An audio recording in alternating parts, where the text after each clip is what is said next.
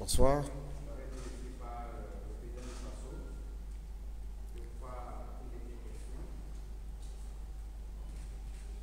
Bien, je voudrais vous remercier et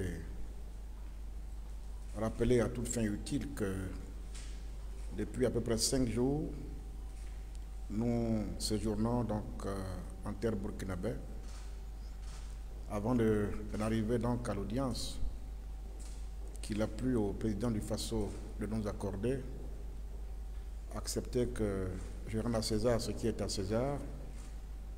Mes premiers mots de remerciement au ministre d'État, ministre de la Réconciliation du grand peuple du Faso, pour la qualité de l'accueil qu'il nous a réservé, sans oublier les promoteurs de spectacles, de Marley d'Or, qui nous ont fait ce grand honneur justement de nous associer à cette belle soirée. Nous sommes venus participer certes à une soirée, à un spectacle qui avait pour thème le reggae, la réconciliation, la paix, pour dire que les jeunes du Burkina Faso eux-mêmes s'approprient ces questions essentielles qui conditionnent le développement de nos États. Vous comprenez bien qu'à la fin d'un tel séjour, je me devais donc de rendre visite au président du Faso, qui a donc accepté, avec ce grand honneur, de nous recevoir. Nous sommes donc venus lui faire nos civilités, lui adresser nos remerciements et également les salutations de son frère, le président ivoirien, son Excellence M. Alassane Ouattara. Nous repartons satisfaits et encore une fois, disons merci au peuple burkinabé, merci au président du Faso. Alors, monsieur le ministre, vous avez à vos côtés le ministre de la Réconciliation nationale burkinabé.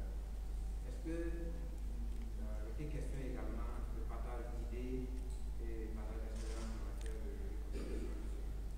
C'était ça aussi le but du voyage. Échange d'expériences. Nous avons eu des séances de travail.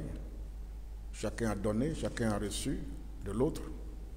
Puisque, comme je me plais à le dire, pour moi, c'est vrai, il y a une frontière qui nous sépare, la Côte d'Ivoire et le Burkina. Nous sommes certes deux peuples, mais deux peuples au même destin. J'ai donc coutume de dire que ce qui touche au Burkina touche à la Côte d'Ivoire et vice-versa. Nous avons donc l'obligation de mutualiser nos efforts, d'échanger les expériences et voir comment ensemble nous conduisons ces deux peuples, disons ce peuple ivoiro-burkinabé, vers un destin meilleur. Cela passe par stabiliser la sous-région, par des conditions de paix et de réconciliation pour que vive le bonheur dans cette partie de la sous-région ouest-africaine dont le Burkina et la Côte d'Ivoire constituent, à n'en point douter, le moteur. Merci, monsieur le ministre. C'est bon.